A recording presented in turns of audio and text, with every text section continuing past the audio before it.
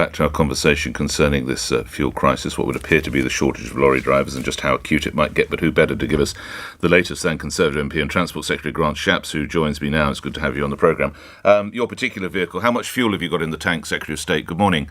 Morning. Well, it's actually electric. So you're very fortunate. Yes. Is this another reason to have electric cars? Well, I come on your programme often to talk about them, and of course we're all going to end up driving electric cars because petrol and diesel vehicles won't be sold after pure petrol and diesel in 8 years' time, after 2030. So we are moving that way, but that won't help for today. So, no. So what are we going to do? I understand there's a bit of a cabinet discord. George Eustace is suggesting the drivers should be put on the shortage occupation list. Your colleague Kwasi Kwarteng is not so minded. Where are you, Transport Secretary? Yeah, I think actually there's a bit of confusion. I saw those reports. Actually, I think there may be confusion over the what's called the seasonal workers programme, which enables people to come in and pick fruit and that sort of thing, which I think may have been what George Eustace was referring to. But look, the main thing is there is a global shortage of HGV lorry drivers, not just in the UK, throughout Europe, in America. It's come about because of coronavirus. Specifically, we weren't able to test drivers during coronavirus. What we're doing now is to massively increase the number of tests available. So I've actually gotten to twice the level of weekly tests available to become an HGV driver, and that is the route out of this. We need to make sure more people are on the road able to drive the lorries. Right. That's going to take time. How attractive a job is lorry driving, do you imagine? We hear of considerable problems trying to get accommodation, being charged quite a lot of money to park your vehicle overnight, and in some instances a desperate shortage of toilet facilities. Secretary of State, We talked about many things, but I didn't think we'd be talking about going to the toilet, but there we are. This is obviously a key need for the men and women doing it. Yeah, and actually the men, because it's 99% male, 99% white male, average age 55. This is not a diverse sector, and actually it would make a lot of sense to have slightly higher salaries, and that's actually what we're seeing happening now. So the wage is better. It is a skilled job. It is a hard day's work. To have better truck stops, facilities, bring more people in, and that's what we're really doing. We're trying to move heaven and earth to make sure that we can put all of these different pieces in place, and we are now starting to see more people get tested and more people come out on the road and able to drive, even coming back to the sector where they perhaps left it a few years ago. Noting what you say about seasonal workers, my understanding is that currently ballet dancers are allowed in as required in this country, but lorry drivers are not through this list. Why might that be? Is there a desperate shortage to have ballet and not petrol? That's not quite right, actually. So foreign lorry drivers drive on our roads all the time, and you'll see that by seeing the license plates. So that's not quite the case.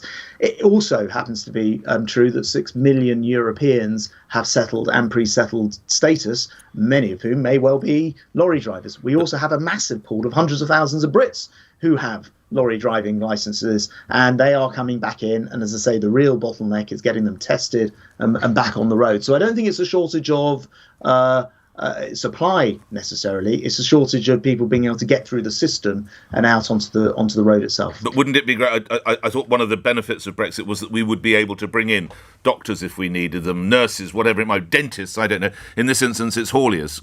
Can't we just turn on the tap? Issue with any of that, but be aware there are massive European shortages of, guess what? Hauliers. So in Germany, 60,000 shortage. In Poland, 123,000 shortage. So they already have their own shortages. The other thing that I'm very concerned not to do is exacerbate the situation and make it worse. The reason we've had long-term problems with not enough lorry drivers is that we've been bringing in Eastern European labour who have been doing the job at a lower price. That's meant that a lot of Brits have retired from the job, and it's made the whole process unsustainable. If we just go back to doing that, we don't actually solve anything. In fact, we exacerbate it and potentially make it worse. What will it take for Operation Escalin, if I'm pronouncing it correctly, to be put into place? I'm not sure I'm familiar with Operation Escalin. Operation Escalin, I read in the Times, this is where lorry drivers will be replaced possibly by the military. Oh, I see. Well, look, as I said, it's rather worrying. You're the Transport Secretary, Secretary of State, and you don't know the operation that the newspaper does. Very good. I haven't been referring to any of the measures that we look at under code names. When I do something like double the number of tests available at testing centres, I just get on and do it. I don't bother to well, let's back up. How low would stocks have to be? How many stations would have to close before what I read Operation Escalin, the involvement of the military, would be deemed necessary? Well, I'll look at all of these things. The military, it could be a wide range of different things, from, of course, helping to test to helping to drive. Right now, I just want to be clear. We are in a situation where, or BP were rather, yesterday, we spoke to them last night, where they said that 5 out of 1,200 forecourts were unable to stay open. So just to put that in proportion, there's plenty of fuel in the refineries. There's no shortage of fuels. It is only the question of the delivery, and it's not a situation, as we've seen in the country before, where the distribution network's on strike or blockaded or anything like that. But let's get the military in there. Does that, as you rightly say, we've got the fuel, we're just not getting it to the pumps quickly enough.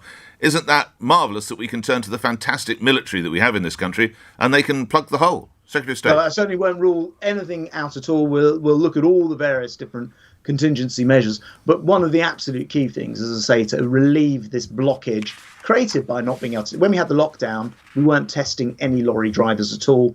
That's what's actually primarily caused the problem, plus the global squeeze, because everyone's gone back to ordering stuff. And so a lot more deliveries being made. And those are the issues that are at the heart of this. I'll look at doing anything I need to do to fix it. A couple of other things. There's a jaunty picture of you in The Sun alongside the story that you're looking at axing the PCR tests for vaccinated holiday makers, possibly in time for next month's half-term. Are you able to confirm that, Secretary of State?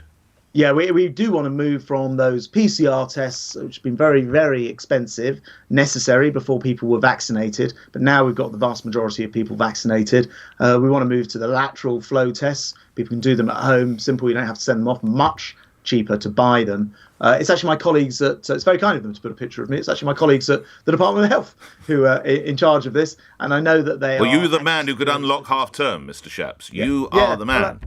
I was going to say they're actually the men and women, and I know that they're very conscious of the half-term dates, and they'll be doing everything they can, I think, to try to make the switchover happen. So can you say we're going to get there, Secretary of State?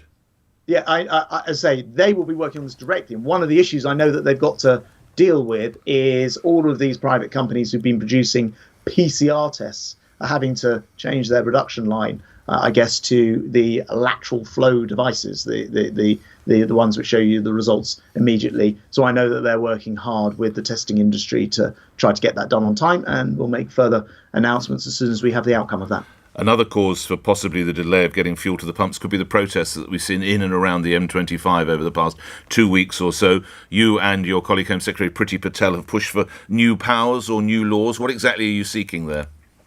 Look, I think it is completely unacceptable. You're right, that will be causing distribution problems. It's also causing people problems with their businesses or to get around and see friends and family. It's totally wrong and unfair. It's counterproductive because the pollution gathers when you stop the traffic, and it's blinking dangerous as well. So, I've got no time for the way that the protesters are behaving. That's why I took out an injunction, or asked National Highways, who run the motorways, to do that the other night, and they got it. That means if they carry on with this behaviour, they can be sent to jail for contempt of court. But is that a location thing? Is that, i.e. the M25, or is it just a general behaviour? Because you'll be aware there's something that was called police bail, which is now called pre-charge bail, which would allow me to be arrested and bailed that I cannot go near the M25 for the next 16 days or whatever. Yeah, and your question's spot on. The problem is this injunction is very specific, which is absolutely right. That's how the injunctions work. Yes, we need additional powers, because what's happened is the police were arresting these people, they charged them, and then they're back out protesting the next day or the day after. They don't have the powers to hold. But what if they decide to sit at Heathrow? That injunction would not cover, for argument's sake, an airport, would it? So it'd be slightly different where something's on private property compared with the national road network, slightly different laws may apply. Obviously, you've got a lot more security elements on a runway, but nonetheless, look, it's unacceptable.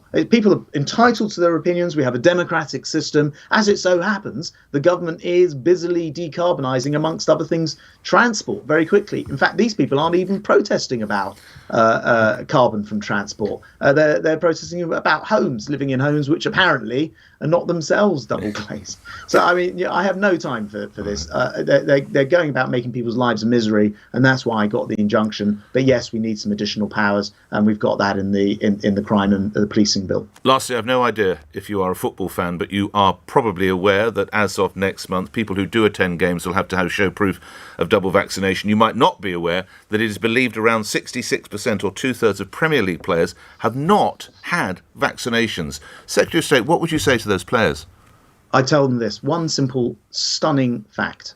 99% of people who have died in hospital from coronavirus since January were either not vaccinated at all or hadn't been fully vaccinated. 99 out of 100 people. Please get your vaccination, not just for yourself, but for the people you love around you.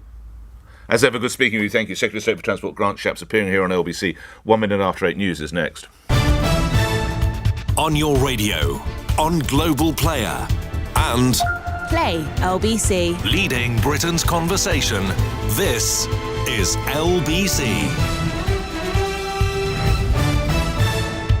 From Global's newsroom at 8 o'clock, the Transport Secretary Grant Shapps says drivers should carry on as normal after the